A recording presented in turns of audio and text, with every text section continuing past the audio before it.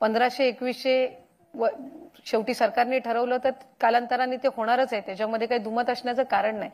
पण एखादी स्कीम ज्या वेळेला आणतो ती स्कीम आपण फार दूरदृष्टीने आणलेली असते, त्याच्यामुळे त्याच्यामध्ये फक्त तो लाभ त्यांच्या महिना टू महिना त्यांच्या खात्यामध्ये जाणं या व्यतिरिक्त त्यांना आर्थिकरित्या त्यांना सक्षम करणं म्हणजे फायनान्शियल लिटरसी त्यांच्यामध्ये आणणं हा त्या योजनेचा एक मूळ गाभा असतो. साधारणपणे अर्थसंकल्प सादर केल्यापासून राज्याचे मुख्यमंत्री फडणवीस साहेब असतील, उपमुख्यमंत्री अजितदादा असतील, शिंदे साहेब असतील, मंत्री म्हणून विभागाचे मी असेल, आम्ही सगळ्यांनीच या गोष्टीचा उल्लेख केला की आमच्या वचननाम्यामध्ये किंवा जाहीरनाम्यामध्ये आम्ही 2100चं निश्चितपणाने त्या ठिकाणी वचन हे दिलेलं आहे.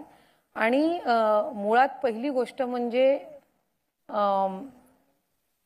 ही योजना यशस्वीरित्या राबवणं हे प्रथम तर प्राधान्य विभाग किंवा सरकार म्हणून आम्ही ठेवलं.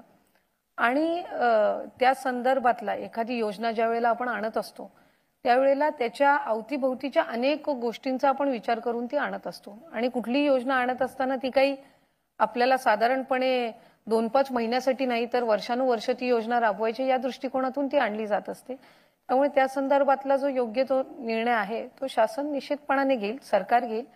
त्याच्या संदर्भातलं ज्या वेळेला नियोजन आणि प्रस्ताव हा सरकारकडून मागवण्यात येईल त्यावेळेला विभाग म्हणून आम्ही तो समोर ठेवू. सर्वप्रथम प्राधान्य आमचं हे आहे खरं तर की ती योजना यशस्वीरित्या राबवणं. ज्या 2.5 कोटी महिलांपर्यंत आम्ही पोहोचलोय त्या महिलांपर्यंत ही योजना अधिक सक्षमपणे म्हणजे फायनान्शियल लिटरसी त्यांच्यामध्ये आणणं ह्या सगळ्या गोष्टी एकत्रितपणे आम्ही राबवतोय. आणि 2100 हा त्याच्यातला एक भाग आहे.